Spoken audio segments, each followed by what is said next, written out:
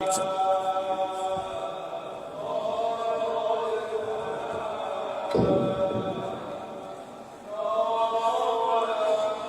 محمد و آل محمد بلند الصلوات.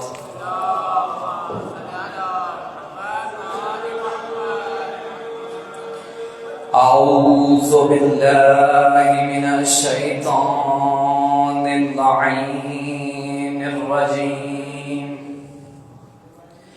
بسم اللہ الرحمن الرحیم. الحمد للہ الواحد القہار العلی الجبار الکریم الستار لا تدركه الأبصار ولا تحيط به الأفكار. ثم الصلاة والسلام على أشرف الأنبياء والمرسلين وآله طيبين الطاهرين المعصومين المنتجبين المنتخبين ولعنة الله على أعدائهم أجمعين ملعونين من الآن إلى قيام يوم الدين. أما بعد فقد قال الله تعالى سبحانه في كتابه المجيد والفرقان الحميد وأصدق القائلون. بسم الله الرحمن الرحيم. يا أيها الذين آمنوا اتقوا الله وكونوا مع الصادقين. صلوات.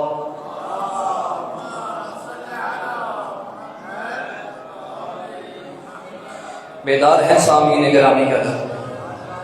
اگر بیدار ہیں تو ایک چھلکتی ہوئی محمدی درود کی تلاوت فرما دیجیے.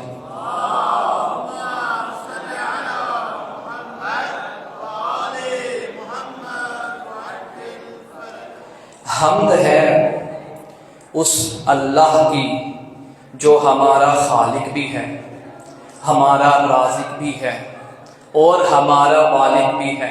توجہ ہے عزیزان گرامی. حمد ہے اس اللہ کی کہ جس نے ہمیں ایسے ہادی عطا کیے کہ دنیا میں جن کے قدم جہاں کہیں بھی لگتے رہے وہاں کا نقشہ ہی بدلتا گیا. توجہ ہے عزیزان گرامی.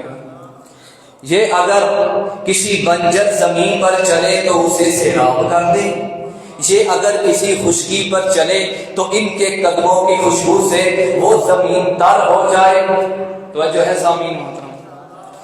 حد تو یہ ہے کہ یہ اگر مکہ میں آ جائیں تو اسے مکرمہ بنا دیتے ہیں، یہ اگر مدینے میں آ جائیں تو اسے منورہ کر دیتے ہیں، یہ اگر مشہد میں آ جائیں تو اسے مقدس بنا دیتے ہیں، یہ اگر نجف میں آ جائیں تو اسے اشرف کر دیتے ہیں، یہ اگر کربلا میں آ جائیں تو اسے معلی بنا دیتے ہیں. توجہ میری جانب رکھیے گا. کائنات میں دو ہی تو ایسی جگہ ہیں جن کو معلی کہا گیا.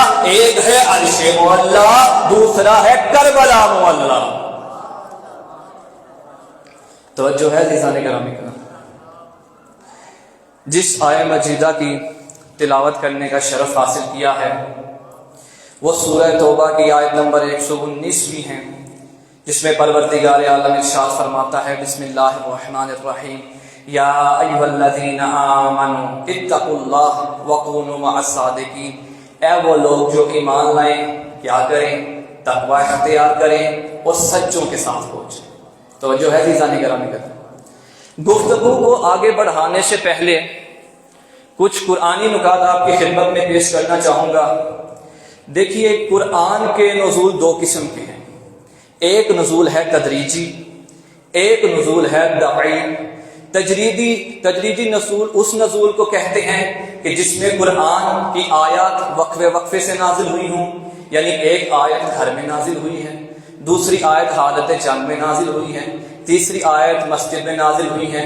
اب جیسا کہ آپ دیکھیں جو مکی صورتیں ہیں وہ مکہ میں نازل ہوئی، اور جو مدنی صورتیں ہیں وہ مدینہ میں نازل ہوئی۔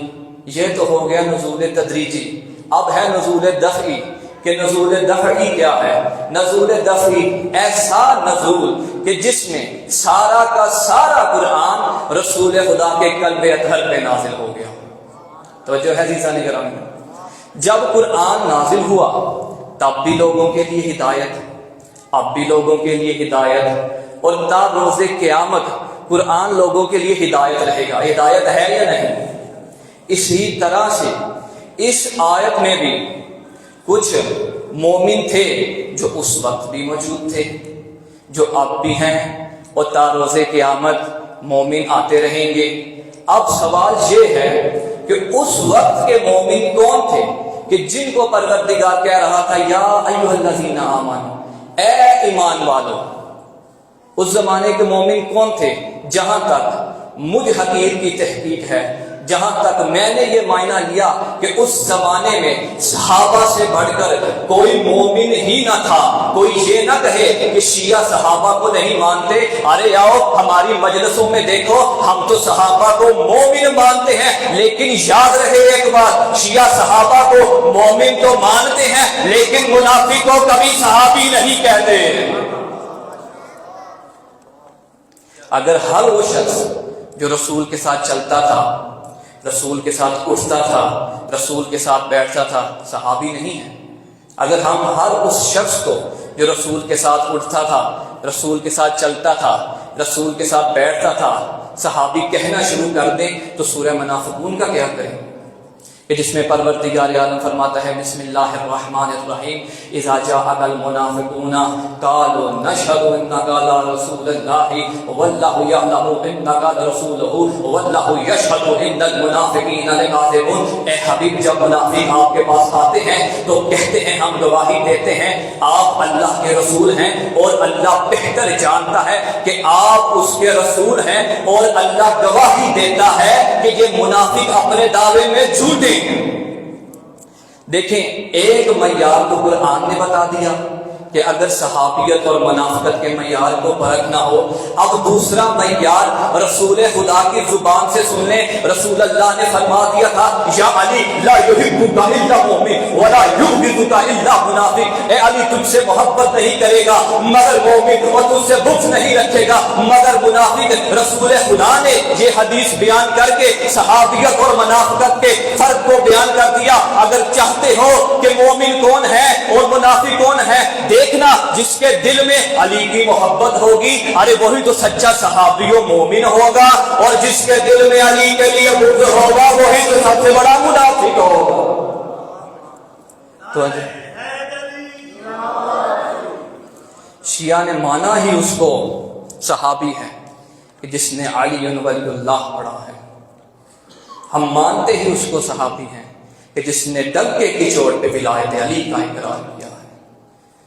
یہ تو ہو گیا آیت کا پہلا حصہ۔ اب اس آیت میں پروردگار عالم نے مومنین سے مخاطب ہو کر ان کو دو حکم دیے۔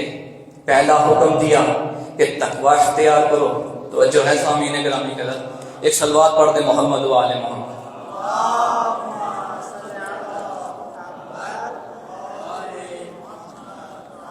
پہلا حکم دیا کہ تقوی اختیار کرو، اور دوسرا حکم دیا کہ سچوں کے ساتھ ہو جاؤ۔ تقوی تب ہی اختیار کیا جا سکتا ہے جب سچوں کا دامن پکڑیں، سچوں کے بغیر تقوی ممکن ہی نہیں۔ اب وہ سچے کون ہیں کہ جن کے ساتھ ہونے کو پروردگار عالم حکم دے رہا ہے؟ توجہ ہے عزیزان گرامی کا، ہمیں ان سچوں کی تلاش میں بھی یہاں وہاں جانے کی ضرورت نہیں، ہم چلتے ہیں قرآن کی جانب۔ جب ہم قرآن کی جانب گئے، سورہ آل عمران کی آیت نمبر 61 کو جب ہم نے دیکھا تو پروردگار عالم فرما رہا تھا بسم اللہ الرحمن الرحیم فَقُلْ تَعَالُوا نَدْعُوا أَبْنَاءَنَا أَبْنَاءَكُمْ وَنِسَاءَنَا وَنِسَاءَكُمْ وَأَنفُسَنَا وَأَنفُسَكُمْ ثُمَّ نَبْتَهِلْ فَنَجْعَلْ لَعْنَةَ اللَّهِ عَلَى الْكَاذِبِينَ۔ اے حبیب ان سے کہہ دو کہ تم اپنے بیٹے لاؤ، ہم اپنے بیٹے لاتے ہیں، ہم اپنی خواتین لاتے ہیں، تم اپنی خواتین لاؤ، ہم اپنے نفس لاتے ہیں، تم اپنے نفس لاؤ۔ خدا کی بارگاہ میں دعا کرتے ہیں جو جھوٹا ہوگا اس پر اللہ کی لعنت ہوگی۔ اب توجہ میری جانب رکھیے گا، تمام کی تمام تفاسیر گواہ ہیں، تمام کے تمام تاریخ دان شاہد ہیں، اور تمام کے تمام مفسرین اور تاریخ دانوں کے قلم چیخ چیخ کر پکار رہے ہیں وہ بیٹے اور کوئی نہیں، صرف حسنین تھے،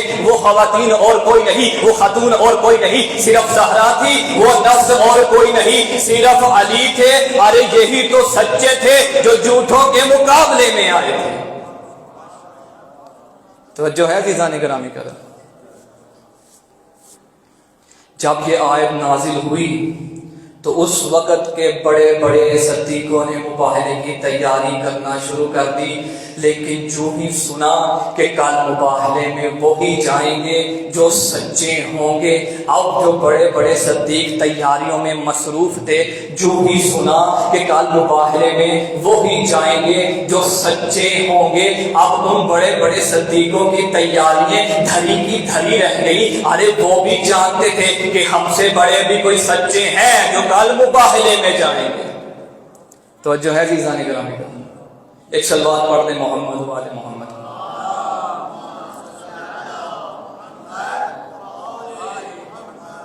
اب ایک سوال ہے کہ اگر خداوند متعال رسول خدا کو تنہا حکم دے دیتا کہ وہ نجران والوں سے مباہلے کے لیے چلے جائیں، تو رسول خدا دعا کے لیے ہاتھ کو بلند کرتے، کیا اللہ رسول خدا کی دعا کو قبول نہ کرتا نہ تو پھر کیوں اللہ نے کہا اے محمد آپ اپنے ساتھ علی کو بھی لے جاؤ، حسن کو بھی لے جاؤ، حسین کو بھی لے جاؤ، فاطمہ کو بھی لے جاؤ؟ بعید نہیں پروردگار عالم کی آواز آئے اگر میں محمد کو تنہا نجران والوں سے مباہلے کے لیے بھیج دیتا تو تا روز قیامت آنے والے لوگوں کو صرف یہی ہوتا کہ جو صرف محمد کے مقابلے میں آئے وہی جھوٹا اور لعنتی ہے۔ میں نے محمد کے ساتھ علی کو بھیج کر، حسنین کو بھیج کر، فاطمہ کو بھیج کر تا روز قیامت آنے والے لوگوں پر ظاہر کر دیا اے لوگوں دیکھ لو جو صرف محمد کے مقابلے میں آئے وہی جھوٹا اور لعنت کا مستحق نہیں، بلکہ جو علی کے مقابلے میں آئے وہ بھی جھوٹا اور لعنت کا مستحق، جو حسن کے مقابلے میں آئے وہ بھی جھوٹا اور لعنت کا مستحق، جو حسین کے مقابلے میں آئے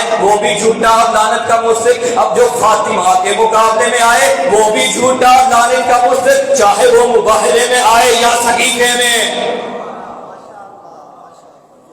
جو جہاں بھی جس جگہ بھی فاطمہ کے مقابلے میں آیا وہ جھوٹا بھی ہے اور لعنتی بھی ہے۔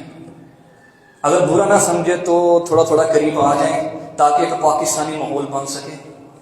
صلوات پڑھتے ہوئے آگے تشریف لے آئیں۔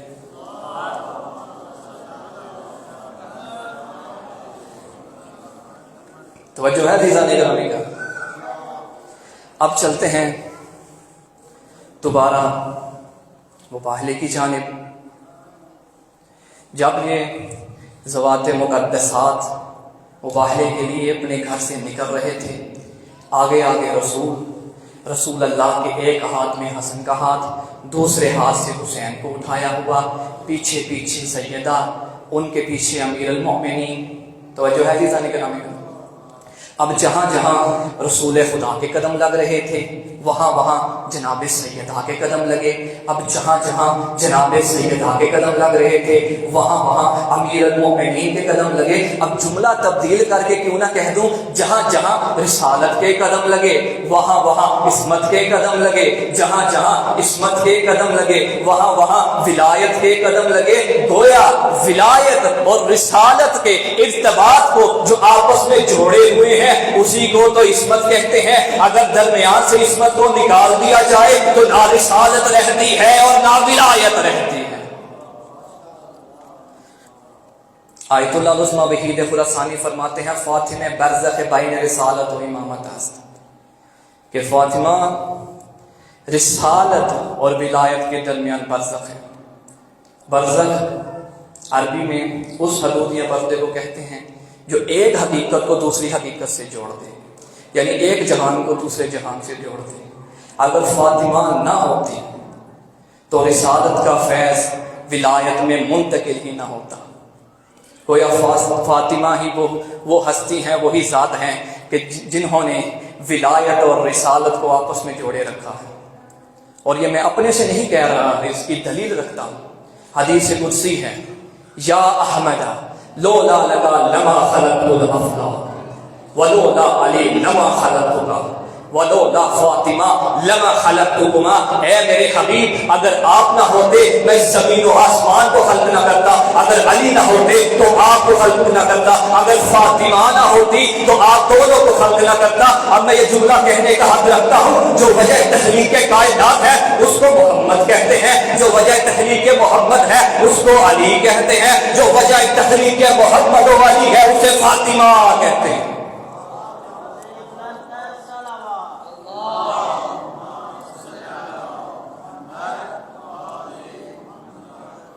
کون فاطمہ؟ کہ جس کے نور کو اللہ تبارک و تعالی نے کسی انسان کے صلب میں نہ رکھا. رسول خدا نے فرمایا کہ میں اور علی ایک ہی نور سے ہیں. جب خدا نے ہمارے نور کو خلق کیا اسے آدم کے صلب میں رکھا.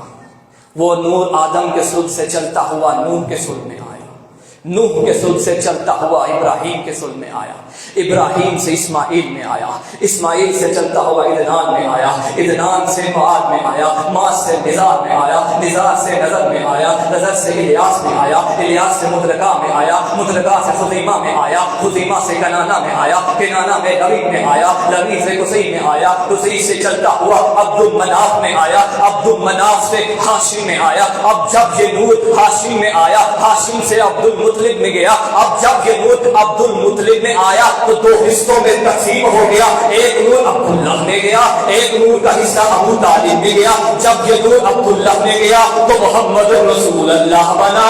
جب یہ نور ابو طالب میں گیا تو علی ولی اللہ بنا. ایک صلوات پڑھ دیں محمد و آل محمد.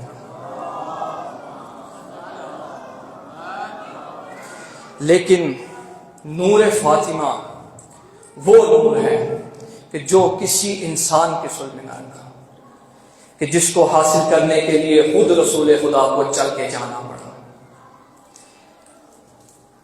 علماء تشریف فرما ہے، آغا تشریف فرما ہے، آغا اس چیز کی تائید کریں گے کہ جب رسول خدا کو جبرائیل معراج پر لے کر جا رہے تھے، رسول خدا کا جنت سے گزر ہوا. جبرائیل نے رسول خدا کو ایک سیب دیا. رسول خدا نے جب اس سیب کو تناول کیا، اس سیب سے نور فاطمہ پیکر محمد میں منتقل ہوا. توجہ ہے عزیزان گرامی. اب ایسا کیوں نہ کہہ دوں کہ رسول خدا کے معراج پر جانے کے دو ہی تو مقصد تھے. ایک مقصد تھا خدا سے ہم کلام ہونا، دوسرا مقصد تھا نور فاطمہ کو حاصل کرنا. اور جب یہ نور پیکر محمد میں منتقل ہوا، پیکر محمد سے وجود نازنین خدیجہ میں منتقل ہوا، اور بطن خدیجہ سے جب یہ نور انسانی شکل بن کے دنیا میں ظاہر ہوا، تب میرے اور آپ کے نبی نے اس نور کے قصیدے پڑھنا شروع کیا. توجہ ہے عزیزان گرامی کرام؟ توجہ ہے تو وہ قصیدہ آپ کی خدمت میں پیش کیا جائے. رسول خدا فرما رہے تھے وَأَمَّا ابْنَتِي فَاطِمَةُ فَإِنَّهَا سَيِّدَةُ النِّسَاءِ الْعَالَمِينَ مِنَ الْأَوَّلِينَ وَالْآخِرِينَ وَهِيَ بَضْعَةٌ مِّنِّي وَهِيَ نُورُ عَيْنِي وَهِيَ ثَمَرَ فُؤَادِي وَهِيَ رُوحُ الَّذِي بَيْنَ جَنبِي وَهِيَ ثَمَرَ فُؤَادِي وَهِيَ هُنَا الْأُنْسِيَةُ مَتَىٰ قَامَتْ فِي مِحْرَابِهَا بَيْنَ رَبِّهَا جَلَّ جَلَالُهُ نُورَ زَهْرَ لِمَلَائِكَةِ السَّمَاءِ كَمَا يَظْهَرُ نُورُ الْكَوَاكِبِ لِأَهْلِ الْأَرْضِ فَيَقُولُ اللَّهُ عَزَّ وجل ملائکته یا ملائکتی انظروا الى احمد فاطمہ سیدت امائی قد قامتم ترتعد فرائصها من خشیتی وقد اقبلت بقلبها على عبادته اشهدکم انی قد غفرت لشیتها من النار. رسول خدا فرما رہے تھے بے شک میری بیٹی فاطمہ تو وہ ہے جو تمام عالمین کی اولین اور آخرین عورتوں کی سردار ہے. فاطمہ میرا حصہ ہے.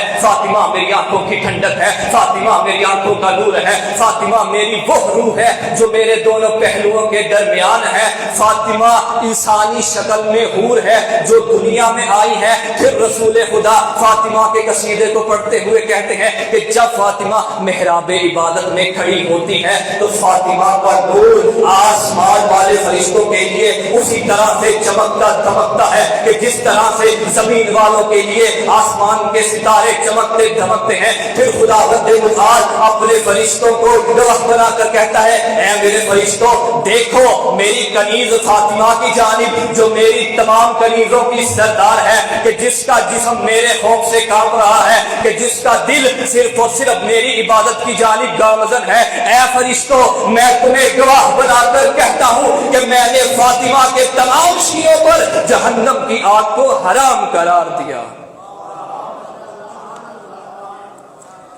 توجہ ہے عزیزان گرامی کرام، ایک صلوات پڑھتے محمد و آل محمد۔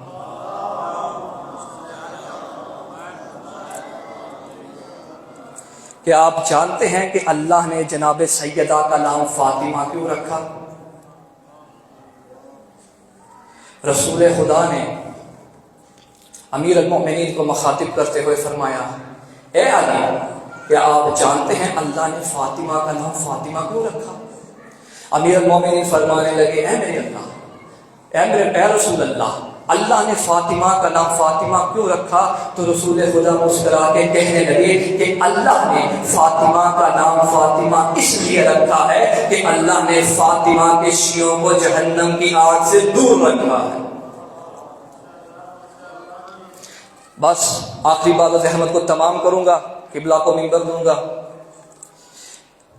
دنیا والوں نے صرف فاطمہ کو رسول خدا کی بیٹی سمجھا، لیکن رسول تو فرما رہے تھے فاطمہ میرا حصہ ہے، فاطمہ میرے دل کا پھل ہے، فاطمہ میری آنکھوں کا نور ہے۔ جس نے فاطمہ کو اذیت دی گویا اس نے مجھ محمد کو اذیت دی۔ اور رسول خدا کو اذیت دینے والے کے بارے میں قرآن مجید نے صراحتاً سورہ احزاب کی آیت نمبر 57 میں فرما دیا بسم اللہ الرحمن الرحیم ان الذین یؤذون اللہ ورسولہ ولعنهم اللہ فی الدنیا والآخرہ، وہ لوگ جو اللہ کے رسول کو، اللہ اس کے رسول کو اذیت دیتے ہیں ان میں دنیا میں بھی لعنت ہے اور آخرت میں بھی لعنت ہے۔ اب میں یہ جملہ کہنا چاہوں گا جو رسول خدا نے فرمایا کہ فاطمہ کو اذیت دینے والا مجھے اذیت دینے والا ہے اور رسول کو اذیت دینے والا قرآن کی روح سے رضی اللہ نہیں ہوتا بلکہ لعنت اللہ ہوتا ہے۔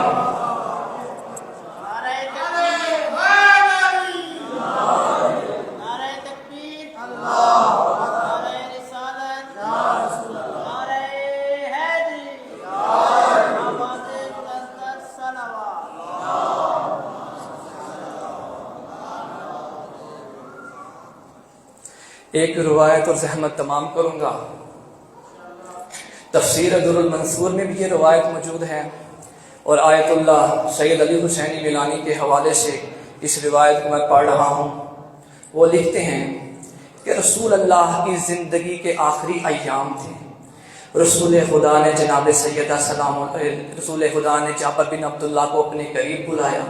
جب جابر بن عبداللہ رسول اللہ کے پاس گئے، رسول خدا نے جابر سے فرمایا اے جابر بحرین سے کچھ مال آ رہا ہے جس میں سے تمہارا اتنا حصہ ہے، جب وہ مال پہنچ جائے نا تو تم جانا اور اپنا حصہ لے لینا۔ توجہ ہے، جب وہ مال پہنچا تب رسول خدا اس دنیا سے جا چکے تھے، رسول خدا کی شہادت ہو چکی تھی۔ اس وقت پہلا خلیفہ تحت نشین ہو چکا تھا۔ جناب جابر بن عبداللہ انصاری پہلے خلیفہ کے پاس گئے اور جا کر کہنے لگے اے خلیفہ رسول خدا نے مجھ سے کہا تھا اے جابر بحرین سے کچھ مال آ رہا ہے جس میں سے تمہارا اتنا حصہ ہے، جب وہ مال پہنچ جائے تو اپنا حصہ لے لینا۔ اے خلیفہ میں اپنا حصہ لینے آیا ہوں۔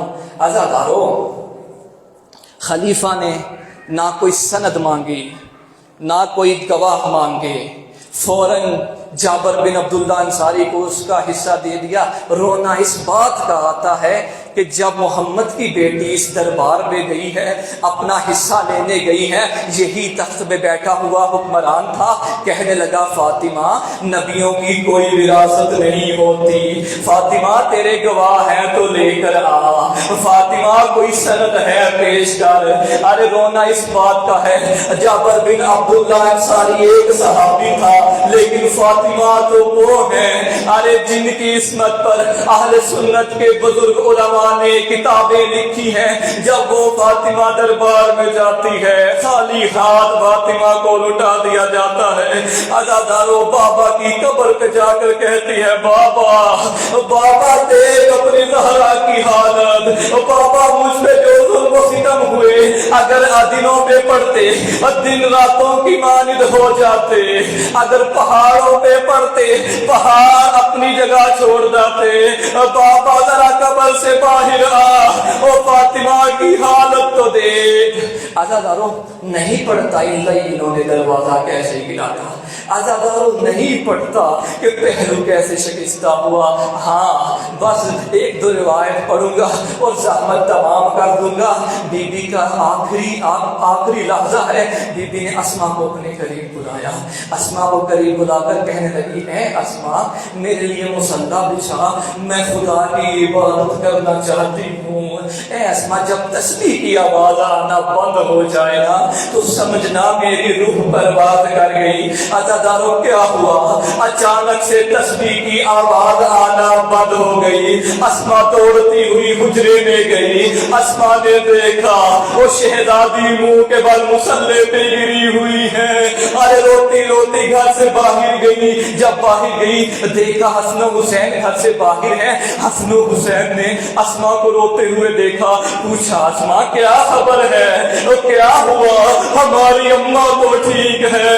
عزادارو دونوں شہزادے دوڑتے ہوئے گھر میں آئے، حسین نے اماں کو اٹھایا، اماں نہیں اٹھتی، حسن کے گلے میں گلے باہیں ڈال کے کہنے لگے حسن بھیا او ماں کا بوسہ قبول کر، او ہماری ماں اس دنیا سے چلی گئی۔ عزادارو حسن آگے بڑھے، حسن نے ماں کو چومنا شروع کیا اور روتے روتے کہتے اماں میں تیرا حسن ہوں، اماں مجھ سے کلام کر، اماں میرے جسم سے میری روح نکل جائے گی۔ عزادارو پھر حسین آگے بڑھے، حسین نے آگے بڑھ کے ماں کے قدموں کا بوسہ لینا شروع کیا، ماں کے قدموں کا بوسہ بھی لیتا تھا حسین اور رو رو کے کہتا تھا اماں میں تیرا بیٹا حسین ہوں، اماں مجھ سے کلام کر، اماں میرا جگر پھٹ جائے گا۔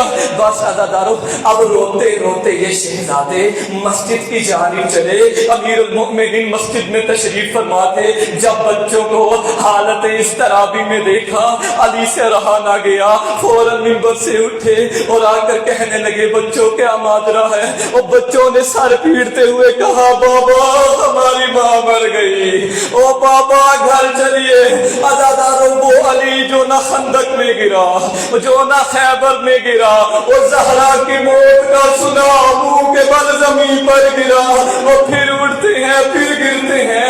جو ہی علی گھر آئے ہیں نا خود کو زہرا کی میت پہ گرا دیا اور بیان کرنا شروع کر دیے اے زہرا اب علی اپنی مصیبت کس سے بیان کرے گا، اے زہرا اب علی تا روز مرگ آرام نہیں کرے گا، علی پہ مصیبتوں کے پہاڑ نازل ہو گئے۔ بس عزادارو ایک گرنا یہاں تھا، ایک اب چلتے ہیں کربلا کی جانب۔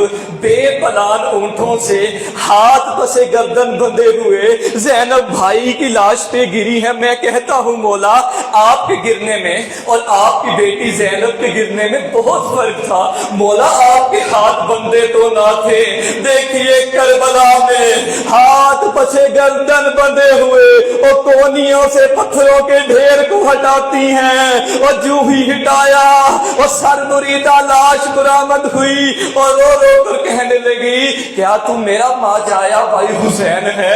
اے حسین تیرا سر کہاں گیا؟ بس نظر احمد کو تمام کرتا ہوں. ایک ایرانی شاعر ایک شعر پڑھ رہا تھا کہ جب زینب اپنے بھائی کی لاش پر آئی ہے نا، زینب نے ایک شعر پڑھا ہے، اے بھیا حسین جب بہن اور بھائی کی ملاقات ہوتی ہے نا، بہن بھائی کے چہرے کا بوسہ لیتی ہے. اے حسین تیرا چہرہ تیرے تن پہ موجود نہیں، اور زینب بوسہ کرے تو کہاں کرے، اور تیرا سر تیرے تن پہ موجود نہیں. لعنت اللہ علیکم بظالمین وسلم اللہ علیہ.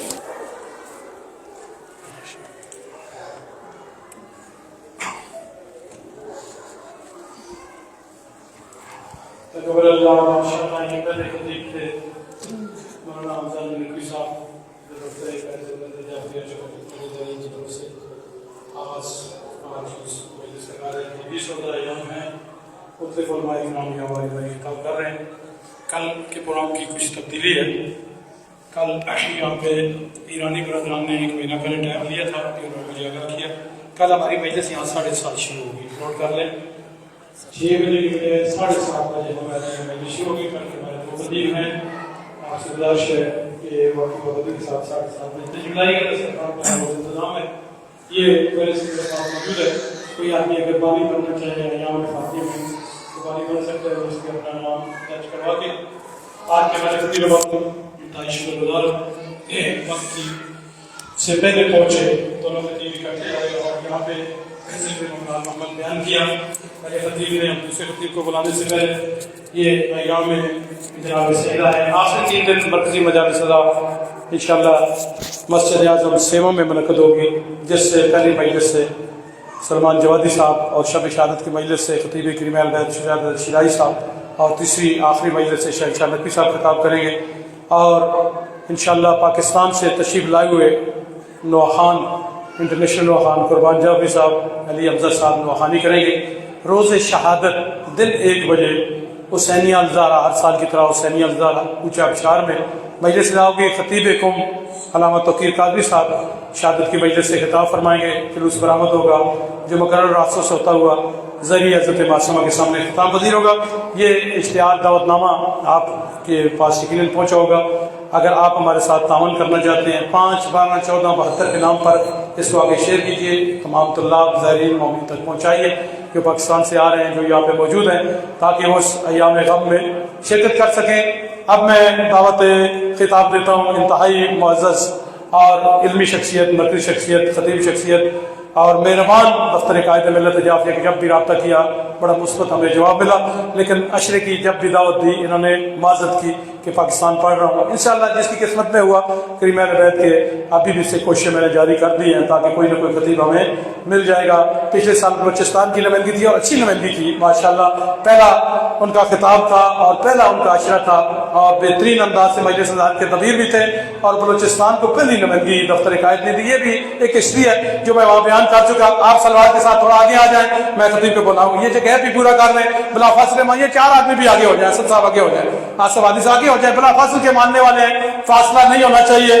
آج اس بی بی کی شہادت ہے جن کے لیے جناب رسول خدا کھڑے ہوئے جاتے تھے اور اپنی جگہ پہ بٹھاتے تھے. آج مظلومانہ شہادت اور کل ایک عظیم شان بہت بڑا جلوس جس میں ہماری پوری کوشش تھی لیکن منظوری نہ ہوئی کہ ہم بھی اس میں شرکت کرتے نجف میں. اور اگر ہمیں پاسپورٹ لگ کے مل جاتا تو آج ہم وہاں پہ موجود ہوتے. لیکن ہمارے دفتر قائد وہاں پہ موجود ہے. نمائندگی کر رہے ہیں اللہ نظمہ آفت بشیر صاحب کے دفتر سے ایک بہت بڑا جلوس جو مولا علی علیہ السلام کو پرسہ دینے کے لیے جائے گا. اس سال کاروان کریم اہل بیت باخانواد ہم قرآن بنا رہے ہیں. اسی عشرے میں جلد اعلان کرنے والا ہوں انشاءاللہ. رمضان المبارک ہمارا اکثر جو طلاب جانا چاہتے ہیں دفتر سے کھل چکے ہیں اور ان دفترچوں کے ذریعے انشاءاللہ وہاں کی جگہ کا انتظام دفتر قائد نجف اور قم کے ذمہ ہوگا اور پورا ہمارا 1 مہینے کا شہر ٹور ہو جائے. اور اس میں درمیان میں جشن میلاد کی محفلیں، پروگرام، 21 کا جلوس، یہ پورا ایک سسٹم ہوگا. اور عنقریب آپ کے سامنے اعلان کیا جائے گا اسی 20 روزہ ایام میں. جو آدمی جانا چاہے اپنی آمادگی کر لیں گے. رمضان مبارک میں دعوت خطاب ہے حجت الاسلام والمسلمین کہ اللہ علی افضل زیدی صاحب تشریف لائیں اور آج کی اس مجلس ذات سے ذکر فضائل المصائب امام محمد بیان فرمائے. نعرہ تکبیر، نعرہ رسالت، نعرہ حیدری، مل کے باواز سے بلند صلوات.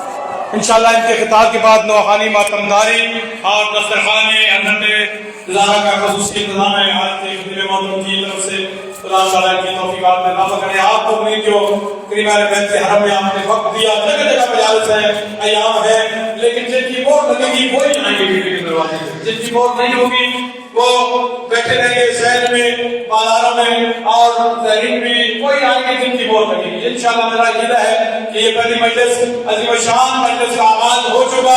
حمزہ کی صاحب نے بڑی محنت کر کے آئے اور بہترین انداز سے بظاہر مسائل بیان کیا اور زبان میں تاثیر دے. اس دفتر نے بہت سے خطیب پیدا کیے اور بہت سے خطیب انشاءاللہ پوری دنیا میں کتابت کر رہے ہیں. ان میں سے حمزہ جی صاحب نے آج یہ ثابت کیا کہ دفتر قائد کے ساتھ رہنے سے, کتابت کرنے سے, آپ بولنا سکھایا دفتر قائد نے. میں جو آپ کے سامنے کھڑا ہوں, پہلی دفعہ میں 26 سال یا 27 سال پہلے وہاں کھڑے ہو کر کسی کو بلا نہیں سکتا تھا کہ میں اس کو کس طرح اسٹیج پہ بلاؤں گا. میرے 1 گھنٹہ تقریر کروا دیں اور علماء کی محنت ہے میرے اوپر اور علماء کی سیکھی ہوئی باتیں آپ تک سناتا ہوں. میری بات صلوات صلی اللہ محمد وآل محمد.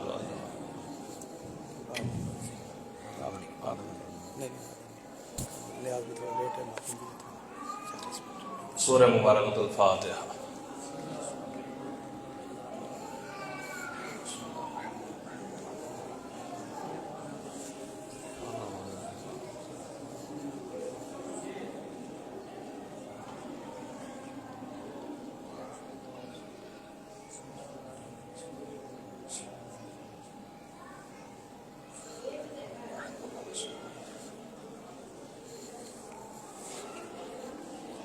لا حول ولا قوة إلا بالله العلي العظيم. رب اشرح لي صدري ويسر لي أمري واحلل عقدة من لساني يفقهوا قولي. أعوذ بالله السميع العليم من الشيطان اللعين الرجيم. بسم الله الرحمن الرحيم. الحمد لله الذي لا يبلغ مدحته القائلون ولا يحصي نعماءه العادون ولا يؤدي حقه المجتهدون.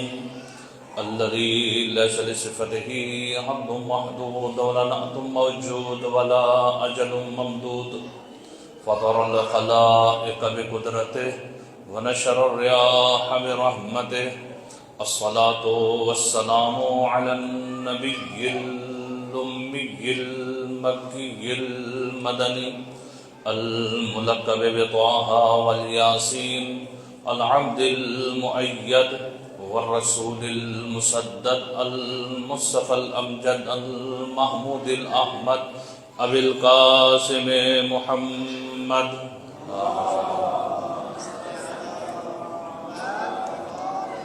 وعلى آل بيته الطيبين الطاهرين المعصومين المنتجبين المنتخبين لا سيما بقية الله المنتظر الحجة الثاني عشر. ولعنة الله على أعدائهم أجمعين. أما بعد فقد قال الله تبارك وتعالى بالقرآن الحكيم ومحكم كتابه الحميد وأصدق الصادقين وقوله الحق. بسم الله الرحمن الرحيم. إنا أعطيناك الكوثر فصل لربك وانحر إن شانئك هو الأبتر. صلوات.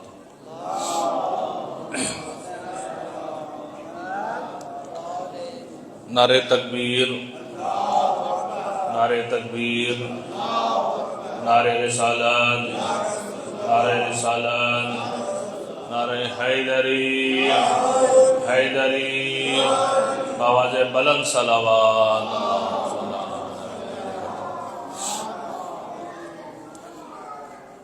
سامنے محترم, ایام فاطمیہ کی یہ پہلی مجلس اعزاء دفتر قائد محترم کی جانب سے اور قبلہ ناصر انقلابی کی محنت اور کاوشوں اور ان کی ٹیم کی محنت اور کاوشوں کے ذریعے سے 20 روزہ یہ مجالس کا انعقاد کیا گیا ہے. ویسے تو یہاں پر سارا سال مجلس ہوتی ہے, جو آپ لوگ مجھ سے بہتر جانتے ہیں. اور بہرحال یہ خوش قسمتی ہے کہ حضرت معصومہ کم سلام اللہ علیہ کے جوار میں شب شہادت حضرت فاطمہ زہرا سلام اللہ علیہ خطیب محترم نے پہلے خطاب کیا اور بند حقیر اس کے بعد چند رائز لے کر آیا ہے کہ سعادت مجھے پڑھنے کی اور آپ کو سننے کی ہو رہی ہے کریم اہل بیت حضرت معصومہ کم سلام اللہ علیہ کے دربار میں، اور دعا گواہ ہیں پروردگار عالم ناصر انقلابی صاحب اور ان کی پوری ٹیم ان کے توفیقات خیر میں اضافہ فرمائے، اور اللہ تعالیٰ سے دعا ہے کہ مجھے اور آپ سب کو ان کے ساتھ تعاون کرنے کی توفیق عطا فرمائے۔ عزیزان گرامی، جناب سیدہ سلام اللہ علیہ کے بارے میں گفتگو کرنا بہرحال ممکن نہیں ہے، کیونکہ اتنے فضائل جناب سیدہ سلام اللہ علیہ کے ہیں، اور خود کافی آیات کو اگر دیکھا جائے اس کے باطن کی طرف نگاہ کر تو اس کی تفسیر اگر بیان کی جا رہی ہے تو جناب سیدہ سلام اللہ علیہ کی ذات گرامی اجاگر ہو کر ہمارے اور آپ کے سامنے آتی ہے۔ اور بعض لوگ بہرحال کوشش کرتے ہیں کہ مقایسہ کریں جناب مریم کا اور جناب سیدہ کا، کجا مریم کجا فاطمہ۔ ایک جملہ فقط کہتا جاؤں گا، اور اگر سمجھ گئے تو میں تو 2-3 دن سے اس پہ سوچنے کی بہت کوشش کر رہا ہوں کہ اس کی گہرائی میں جاؤں، کہ روزے کا مریم من الجنہ، مریم کو رزق دیا گیا جنت سے، یعنی جو جنت کا پھل کھائے اسے مریم کہتے ہیں، اور جس کی خلقت جنت کے پھل سے ہو اسے فاطمہ کہتے ہیں۔ ابھی جا کر بحر الانوار میں دیکھیے گا، میں سمجھا کہ یہ روایت نہیں ہے، لیکن علامہ مجلسی نے ذکر کیا اس کو، جا کر دیکھیے گا، روزے کا مریم لکھیں گے انشاءاللہ آ جائے گی جلد نمبر 43 میں جا کر انشاءاللہ آپ دیکھیے گا۔ میں بڑا کوشش کر رہا ہوں کہ اس کو سمجھوں کہ کیا کیا فوائد اور کیا کیا چیزیں سے نکھر کے سامنے آ سکتی ہیں، اور جب یہ چیز سمجھ میں آ جائے گی کہ جو جنت کا پھل کھا رہی ہے تو وہ مریم ہے، اور جس کی خلقت ہی جنت کے پھل سے ہو رہی ہے وہ فاطمہ ہے، تو کیا مقایسہ کرنا مریم اور فاطمہ کا، مقایسہ ہو نہیں سکتا۔ یا یوں دوسرے الفاظ میں کہہ دوں کہ جس کی خدمت خود مریم کرے اسے فاطمہ کہتے ہیں، اور جس کا بیٹا فاطمہ کے بیٹے کے پیچھے نماز پڑھے اسے فاطمہ کہتے ہیں۔ صلوات پڑھیں مل کر محمد و آل محمد پر۔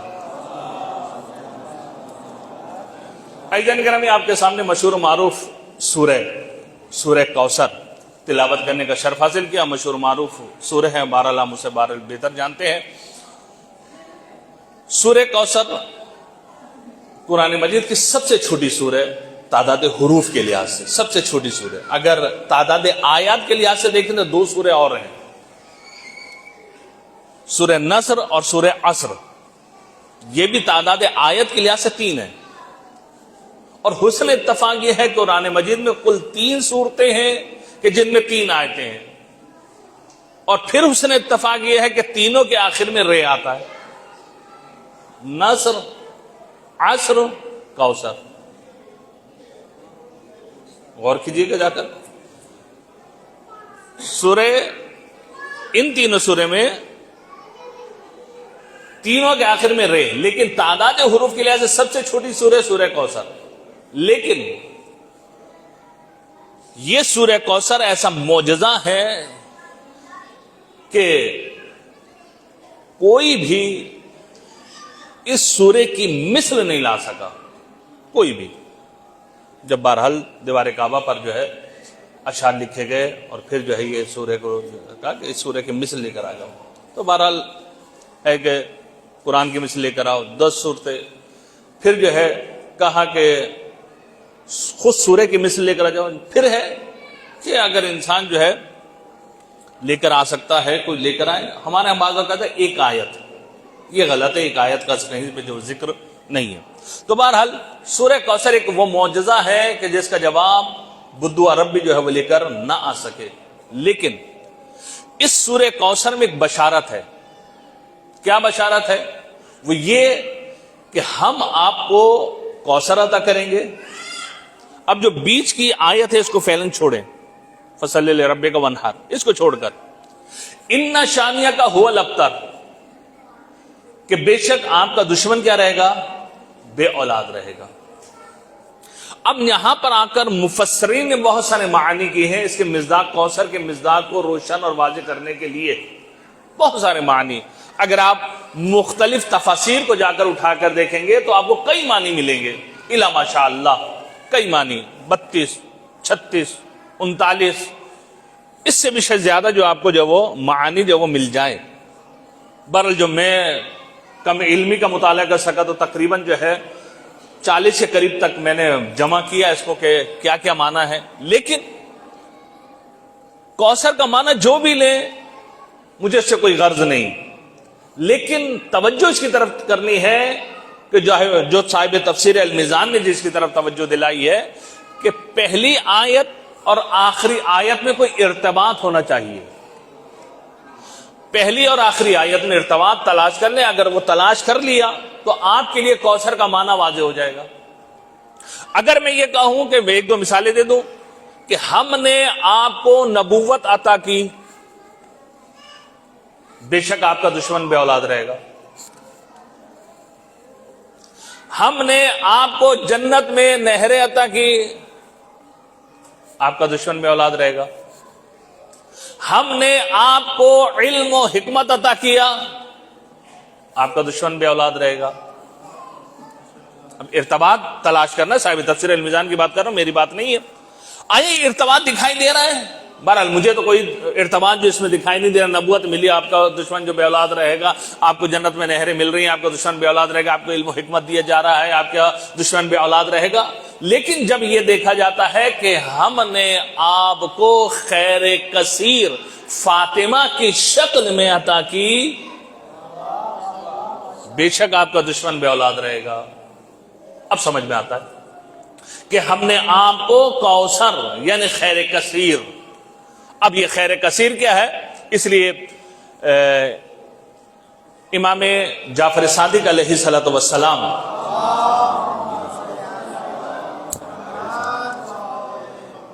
کہ امام جعفر صادق علیہ الصلوۃ والسلام سے جو ہے وہ سوال پوچھا گیا کہ ہمیں معنی بتائیے حی علی خیر العمل.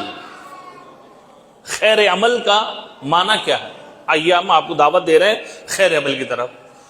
صبح و شام بھی جو ہے ہر مسلمان جو ہے اپنے مساجد میں کیا کہتا ہے؟ حی علی خیر العمل. ایک ماتمی جب ماتم کرنا شروع کرتا ہے تو وہ کہتا ہے حی علی خیر العمل. یہ خیر العمل کا معنی کیا ہے؟ چھٹے امام یہ فرماتے ہیں بر فاطمہ و اولادہ، کہ خیر عمل کا جو ہے وہ معنی حی علی خیر العمل کا معنی یہ ہے کہ جناب سیدہ سلام اللہ علیہ سے نیکی کرنا اور ان کی اولادوں کے ساتھ نیکی کرنا، یہ خیر عمل ہے. اور بہرحال کہ جہاں پر تمام خیریں آ کر جمع ہو جائیں پھر وہاں پر جا کر بنتا ہے کوثر. اور پھر اس کوثر سے جو چیز بھی نکلتی ہے اس میں خیر ہی خیر ہوتا ہے، اس میں شر نہیں ہوتا. یا دوسرے الفاظوں میں یہ کہوں کہ کوثر اس چیز کو کہا جاتا ہے کہ جس میں خیر بھی ہو، جس میں کثرت بھی پائی جاتی ہو، اور جس میں شر کا شائبہ نہ ہو. اب جا کے اس کو ملائیے جا کر زیارت جامع کبیرہ کے جملے سے کہ آپ ہی ابتدا ہے، آپ ہی انتہا ہے، آپ ہی منبع اور ملجا و ماوا آپ ہی ہیں. یعنی جہاں سے بھی خیر صادر ہوگی اس کا در فاطمہ سلام اللہ علیہ ہے. صلوات پڑھے گا مل کر محمد والے محمد پر. تو بہرحال یہ بی بی کہ جس کی شان میں جو ہے قرآن کی بہت ساری آیات ہیں، میں ان کی طرف جو ہے وہ جانا نہیں چاہتا. دو چار روایتیں میں نے پڑھنی ہے اور پھر آ کر عرفان فاطمہ کے متعلق تھوڑا سا میں نے عرض کرنا ہے کہ جناب سیدہ کی عظمت کو جانے، جناب سیدہ کو ہم پہچانے کہ جناب سیدہ ہیں کون، کہ جن کے لیے لا ماشاء اللہ آپ جا کر بہرحال طالب علم بہرحال بہتر جانتے ہیں اور بہرحال آپ کا مطالعہ مجھ سے زیادہ ہے، ادنا سا میرا مطالعہ ہے. बिहार की जिला नंबर 43 में जाकर पढ़िएगा, माशाल्लाह रिवायात आपको जनाब सैयदा सलाम अलैहा के शान में मिलेंगे। अब्शुल गुम्मा जाकर उठा के देखिएगा, माशाल्लाह किताबें उनमें जाकर देखिएगा कि रसूल अकरम सल्लल्लाहु अलैहि वसल्लम इरशाद फरमाते हैं, या फातिमा मन सल्ला अलैकी, ए फातिमा जिसने तुम पर सलवात भेजा। अब ये सलवात जनाब सैयदा सलाम अलैहा पे भेजे तो क्या होगा, गफरल्लाहु लहू, कि परवरदिगार आलम जो है उसको बख्श देगा। एक फायदा, अल्लाहुम्मा सल्लि अला फातिमा व अबीहा व बालिहा व बनीहा व सर्रिल मुस्तौदअ फीहा बिअदद मा अता बिहिल इल्म। अगर कोई सलवा जनाब सैयदा सलाम अलैहा पर पढ़ रहा है तो एक उसका फायदा यह है कि परवरदिगार आलम जो है उसको माफ कर देगा। दूसरा क्या है, व अलहकहू बी हैसो कुन्तु मिनल जन्नह, फिर उस शख्स को परवरदिगार आलम जो है मेरे साथ मुल्हक करेगा जन्नत में जहां पर भी मैं हूंगा। ये है सलवात फातिमिया का अजर पादाश के इंसान जिसकी तरफ जो है भाग दौड़ करता है। और अज़ीज़ान गिरामी ये अर्ज़ करता चलूं, दुआ कुनूत तो आप लोग पढ़ते हैं, अगर ये दुआ कुनूत इस तरीके से पढ़ें जो आयतुल्लाह अरगानी ने जो हमें तालीम दिया था और कहा था कि ये सलवात अगर आप जो है ये दुआ कुनूत जो अगर आप पढ़ें, आपकी जो मुश्किल है, जो परेशानी है, वो तमाम की तमाम जो वो हल हो जाएंगी। और उसके बाद जब हल कई साल गुजर चुके, कोशिश की जाती है कि कम से कम नाफिला नमाज में सल्लिया अला मुहम्मदिन व आले मुहम्मद अन तफ़अल बीमा अंता अहलो वला तफ़अल बीमा अना अहलो। अगर इस तरीके से पढ़ें आप, आपकी जो हाजतें हैं, जो परेशानियां हैं, हाजतें पूरी होंगी, परेशानियां दूर होंगी और इंशाअल्लाह आप अपनी जिंदगी में चेंजिंग भी देखेंगे। और ये बंदे का इस कुनूत के पढ़ने के बाद ये कहता हूं कि अगर इस पर आप कायम दायम रहे तो आपका हाथ कभी खाली नहीं होगा। या यूं कहूं कि यह हाथ कभी किसी दूसरे हाथ के नीचे नहीं आएगा, हमेशा ऊपर ही रहेगा। सलवात पढ़े मिलकर मोहम्मद वाले मोहम्मद पर।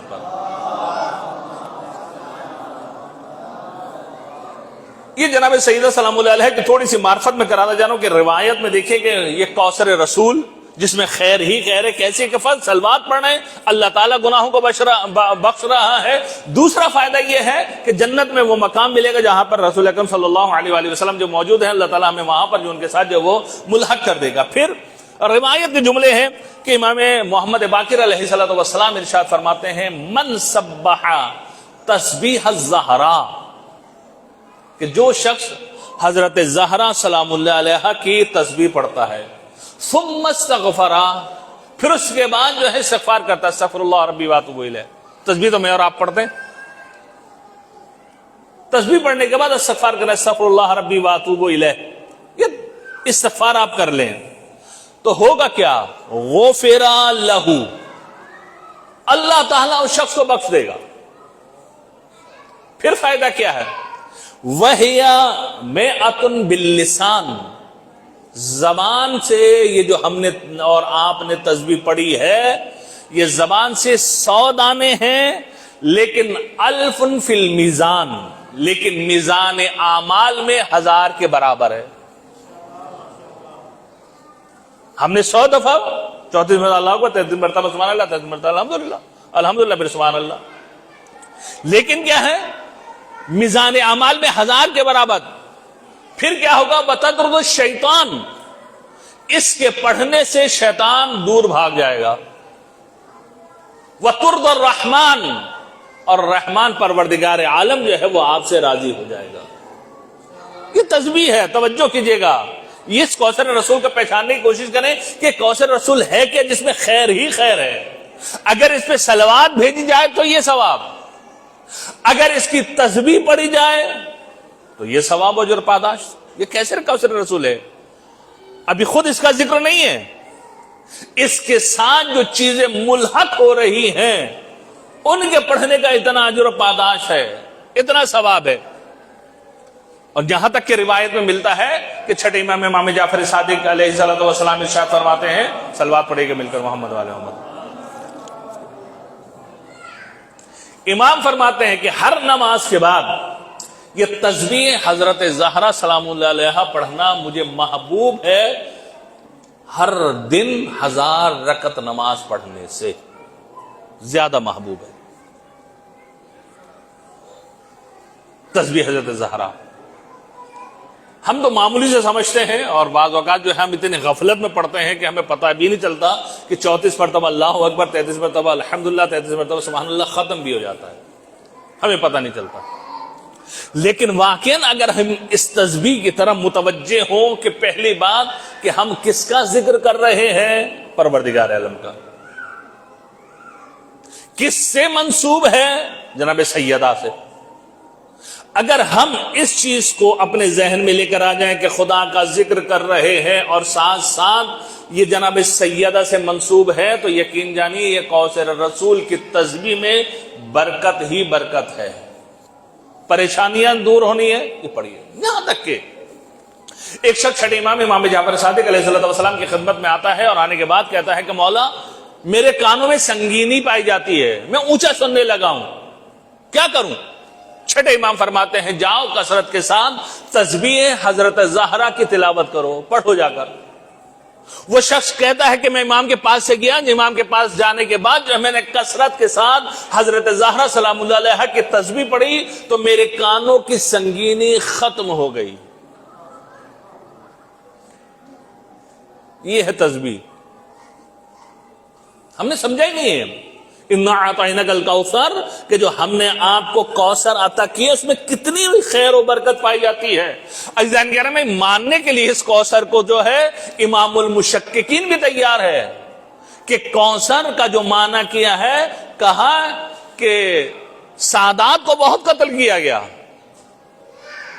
کچھ تو کشتار ہوئی سادات کی، دیواروں میں چن دیا گیا،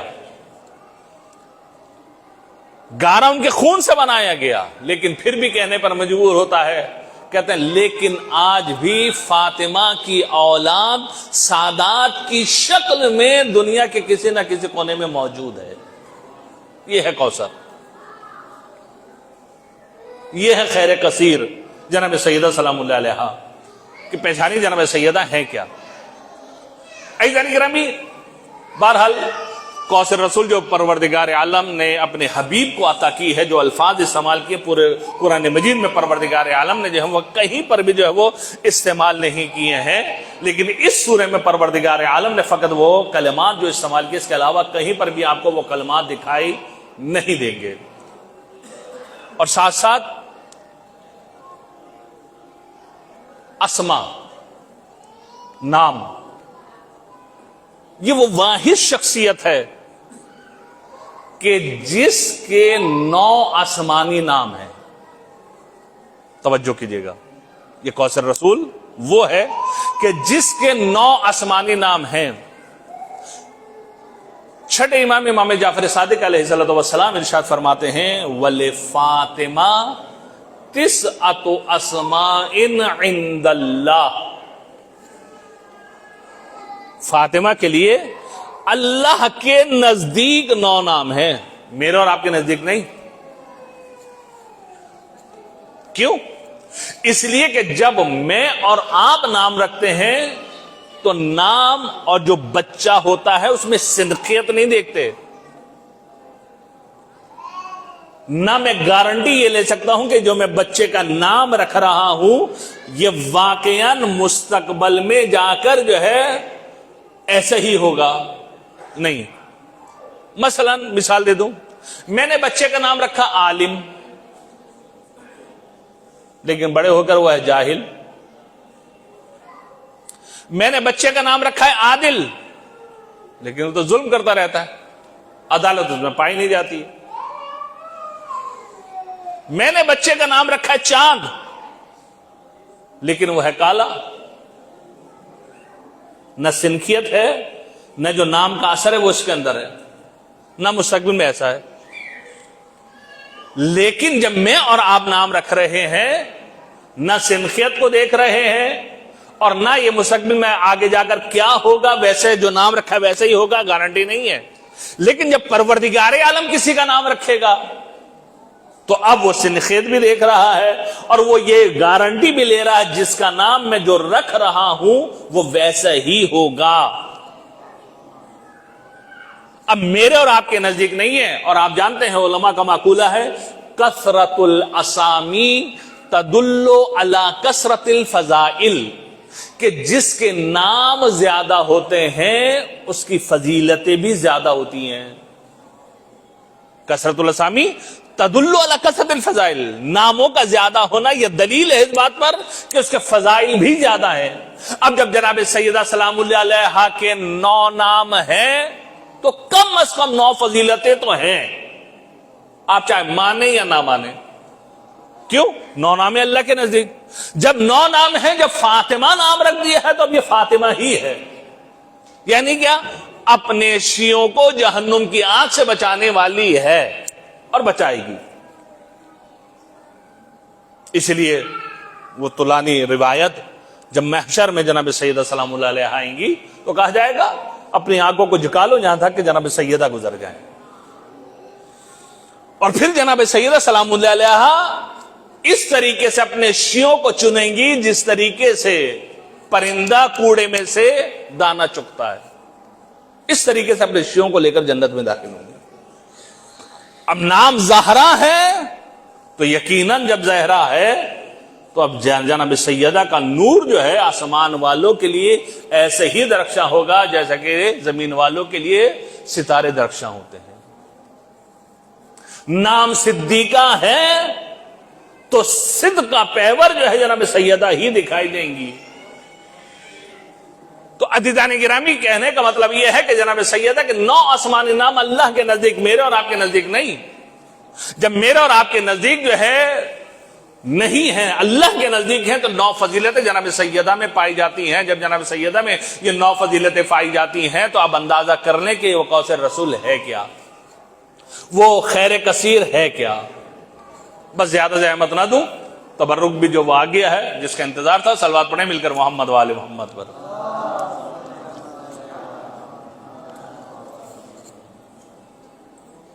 جناب سیدہ سلام اللہ علیہ کی سیرت ہمارے لیے نمونہ عمل ہے اور آخری روایت اور مسائل کی طرف میں آ رہا ہوں.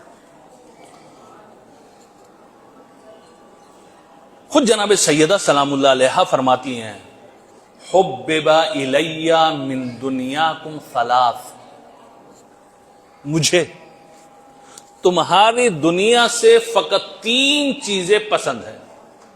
اللہ اکبر. پوری تمہاری دنیا سے 3 چیزیں پسند. پہلی چیز تلاوت و کتاب اللہ،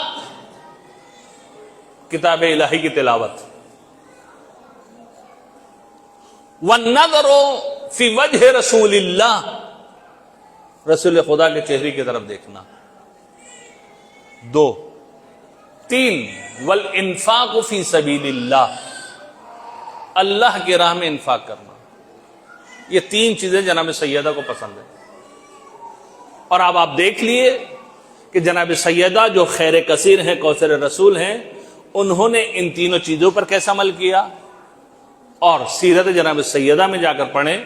اکثر بیشتر اس منبر سے میں بیان کر چکا ہوں. قرآن کے 4 پارے کی پہلی آیت، 4 پارے کی پہلی آیت، لن تنالوا البر حتى تنفقوا مما تحبون، نیکی تک ہرگز تم نہیں پہنچ سکتے حتی تنفقوا، یہاں تک کہ تم انفاق کرو. کس میں سے؟ مما تحبون، جو تم کو پسند ہو. آیا میں اور آپ جب انفاق کرتے ہیں تو ایسا ہی کرتے ہیں؟ جو مجھے پسند ہے وہی میں انفاق کرتا ہوں؟ میں تو نہیں کرتا، جھوٹ کیوں بول بھائی. بخاری پرانی ہو گئی، سردیاں آ رہی ہیں، بخاری پرانی لی تھی 2-3 سال استعمال کر لی، پرانی ہو گئی. اب جدید بخاریاں آ گئی ہیں، وہ میں لے لوں گا، یہ کسی طالب علم کو دے دوں گا. میں اپنی بات کر رہا ہوں، آپ کی نہیں کر رہا. آپ ایسا نہیں، آپ مجھ سے بہت بہتر ہے، نہیں دیں گے آپ. میں اپنی بات کر رہا ہوں. 5 سال پہلے کمبل خریدا تھا، پرانا ہو گیا، زوجہ نے کہا کہ جی نئے کمبل آ گئے، اب نیا لیا، یہ کسی کو دے دیں، آپ نیا کمبل نہیں دوں گا، پرانا کمبل اٹھا کے میں طالب علم کو دے دوں گا کسی کو، یا جس کی میں نے مدد کرنی ہوگی۔ لیکن سیرت جناب سیدہ کیا ہے؟ شادی کا نیا جوڑا جب دوسرے دن بابا گھر میں تشریف لے کر آتے ہیں، کیا دیکھتے ہیں کہ بیٹی نے پرانا لباس پہنا ہوا ہے، تو ایک مرتبہ اللہ کے حبیب کہتے ہیں کہ سیدہ فاطمہ، وہ جو نیا جوڑا دیا تھا وہ کہاں گیا، پرانا لباس کیوں پہنا ہوا ہے؟ تو جناب سیدہ فرماتی ہیں کہ رات میں ایک فقیر آیا تھا، میں نے نیا جوڑا اسے دے دیا، پرانا لباس خود پہن لیا۔ تو اللہ کے حبیب نے کہا اے فاطمہ پرانا دے دیتی، نیا خود پہنے رکھتی۔ کہا بابا آپ نے ہی آیت پڑھ کے سنائی تھی کہ لن تنالوا البر حتى تنفقوا مما تحبون، کہ جو تم کو پسند ہو وہ اللہ کی راہ میں دو۔ مجھے نیا جوڑا پسند تھا اس لیے میں نے وہ اللہ کی راہ میں دے دیا۔ تکبیر، نعرہ رسالت، یا رسول اللہ، نعرہ حیدری، حیدری، صلوات محمد وعلی محمد صلوات۔ اللہ صلی اللہ علیہ وسلم۔ اندازہ کیا آپ نے؟ یہ جناب سید سلام اللہ علیہ کی سیرت ہے، بہت مختصر سے وقت میں نے جو کچھ بیان کیا، بہت کچھ جناب سیدہ سلام اللہ علیہ کے فضائل، اسی طریقے سے مسائل میں جناب سیدہ بہت زیادہ ہے۔ 3 جملے جناب سیدہ کے مسائل میں پائے جاتے ہیں۔ خطیب محترم نے جناب سیدہ کی شہادت پڑھی، میں زیادہ طولانی نہیں کروں گا۔ 3 جملے ہیں تو بہت زیادہ، 3 کلمات کا سہارا میں لے رہا ہوں، ہیں تو بہت زیادہ۔ مکتل کی کتابوں میں جا کر پڑھیے گا اور ان کی لغات شناسی کیجیے گا، پھر پتہ چلے گا جناب سیدہ کے کیا کیا مصائب ہوئے۔ جناب سیدہ سلام اللہ علیہ دروازہ گرنا اور دربار میں جانا اور پھر آنا، اس میں جو مصائب ہوئے، ایک ہے رفسا، ایک ہے لطامہ، ایک ہے زراوا۔ جا کر ان کی لغت شناسی کیجیے گا۔ رفسا کسے کہتے ہیں، لطامہ کسے کہتے ہیں، زراوا کسے کہتے ہیں۔ جب جناب سیدہ سلام اللہ علیہ دربار سے آئیں اور مدینہ کی گلی میں کسی سے ملی، ایک مرتبہ جناب سیدہ سلام اللہ علیہ کی بے حرمتی کرنا چاہی، توجہ کیجیے گا، یہ جو دروازہ جلا ہے عام دروازہ نہیں ہے، جس کے دربار میں ہم بیٹھے ہوئے معصوم اکرم سلام اللہ علیہ، ان کے بابا کی روایت ہے۔ امام موسیٰ کاظم علیہ السلام فرماتے ہیں کہ جب آخری وقت آیا رسول کا، انصار کو رسول نے جمع کیا، اور جمع کرنے کے بعد ایک مرتبہ اللہ کے حبیب نے گفتگو کی ہے، اور وہاں پر اللہ کے حبیب نے الا ان فاطمہ بابھا بابی و بیتھا بیتی، آگاہ ہو جاوے انصار، پہچان لو کہ بے شک فاطمہ کا دروازہ میرا دروازہ ہے، فاطمہ کا گھر میرا گھر ہے۔ اب ہم سے نہ پوچھا جائے کہ رسول کی رحلت کے بعد دروازہ کس کا جلایا، اللہ کا حبیب کہہ رہا ہے در فاطمہ کا نہیں میرا در ہے، فاطمہ کا گھر نہیں میرا گھر ہے۔ در حقیقت فاطمہ کا گھر نہیں جلایا گیا، دروازہ جلایا گیا، نہ فاطمہ کے گھر کی بے حرمتی ہوئی، روایت کے مطابق در حقیقت رسول کے دروازے کو گرایا گیا، در حقیقت رسول کے گھر کی بے حرمتی کی گئی۔ حاضردارو جب دربار سے واپس آئیے نا، جب دربار سے واپس آئی اور ایک مرتبہ کاغذ لینا چاہا، جناب سیدہ نے نہیں دیا، تو ظالم نے کیا کیا، رفسہا برجلہ۔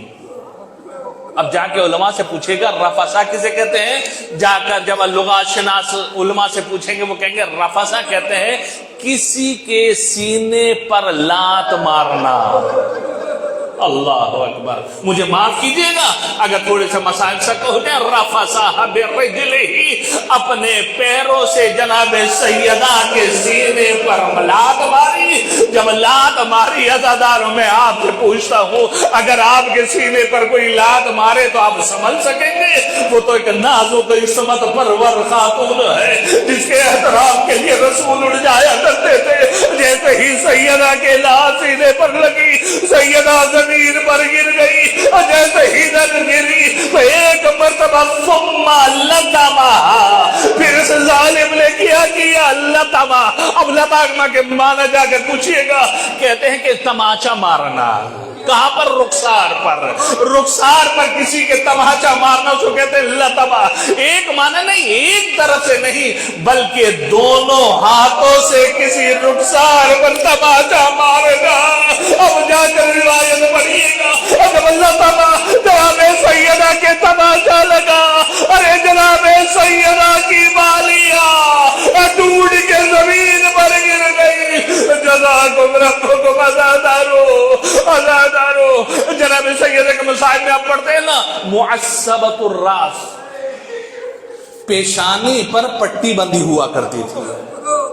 آیت اللہ علم الہدا کہتے ہیں یہ پٹی کیوں باندھا کرتی تھی؟ کہتے ہیں پٹی اس لیے باندھا کرتی تھی جب مدینہ کی گلی میں سیدہ کے تماچا لگا، سیدہ کا سر زمین پہ جا کے لگا، ارے سیدہ کی پیشانی سے خون نکلنے لگا. سیدہ نے پٹی باندھی، اس لیے سیدہ کو معصبۃ الراس کہا جاتا ہے جس کی پیشانی پر پٹی بندھی ہوئی.